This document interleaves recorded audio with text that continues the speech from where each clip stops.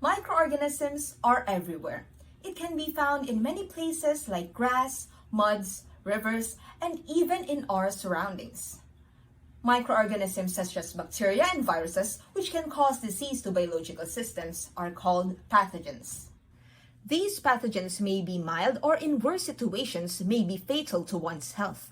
To protect the researchers and other people working in the laboratory from these harmful microorganisms, one should learn the basics of aseptic technique to lessen the severity of possible contamination or accident.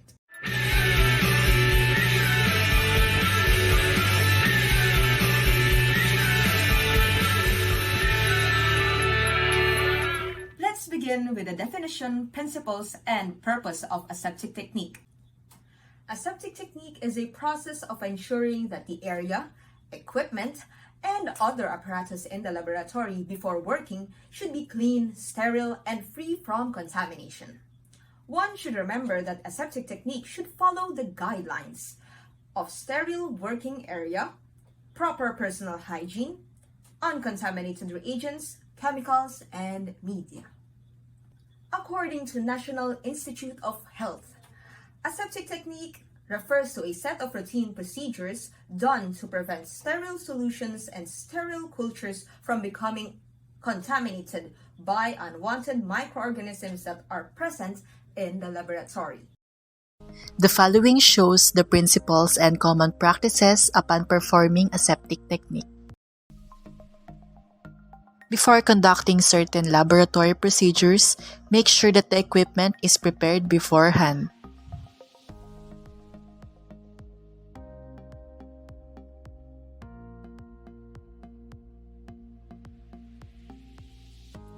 After working in the laboratory, make sure to store the culture and media in their proper storage.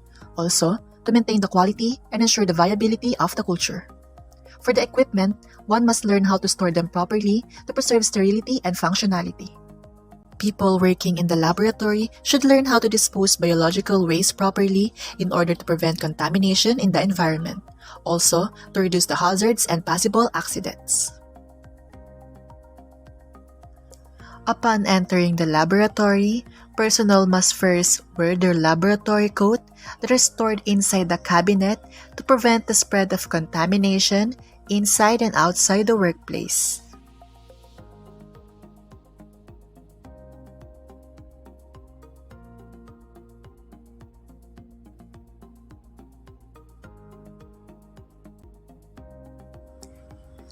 Aside from wearing the laboratory coat, it is also advisable to change your personal shoes to a laboratory white shoe. It is also exercise to protect yourselves from possible accident. As we all have known, one of the major sources of germ transfer is through humans.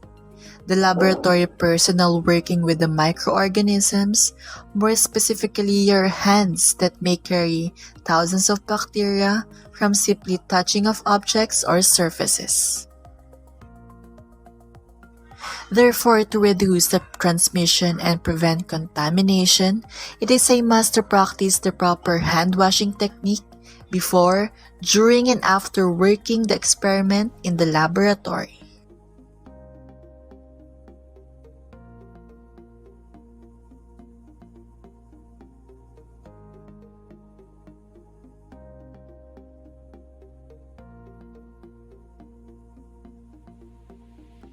It is then followed by wearing your laboratory gloves and glasses.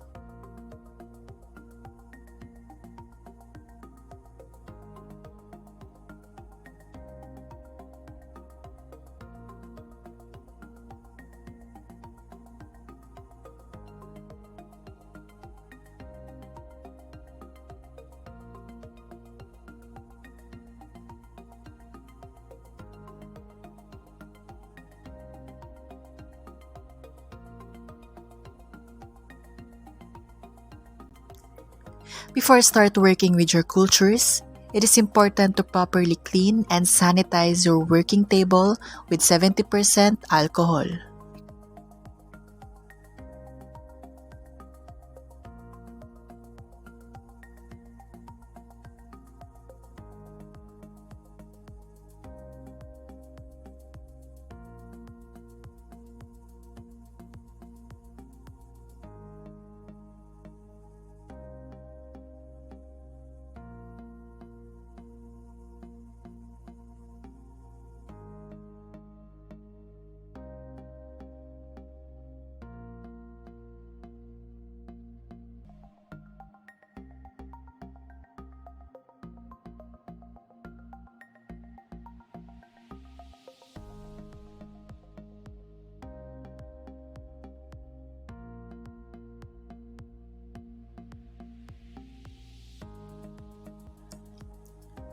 In a microbiology laboratory, subculturing or inoculation of the solution with microorganism onto the agar plates commonly carried out inside the biological safety cabinet to maintain the quality control of the microorganisms you are working with.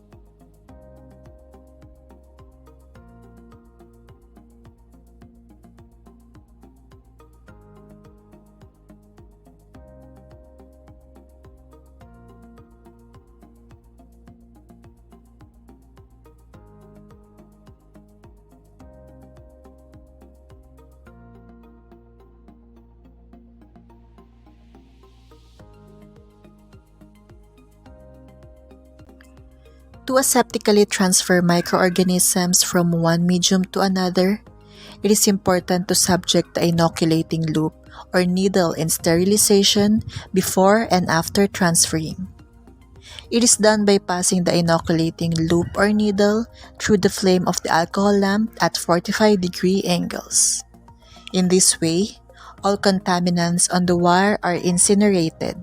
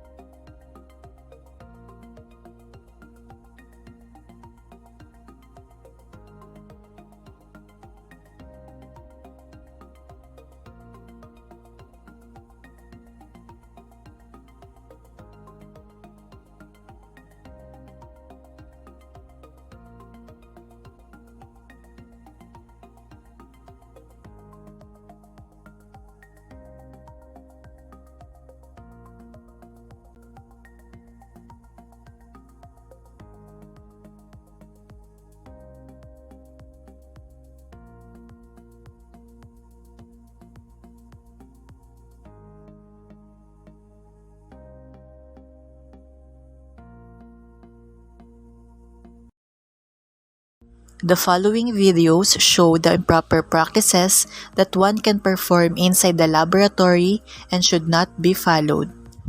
In this video, the laboratory personnel can be seen wearing sandals instead of white shoes.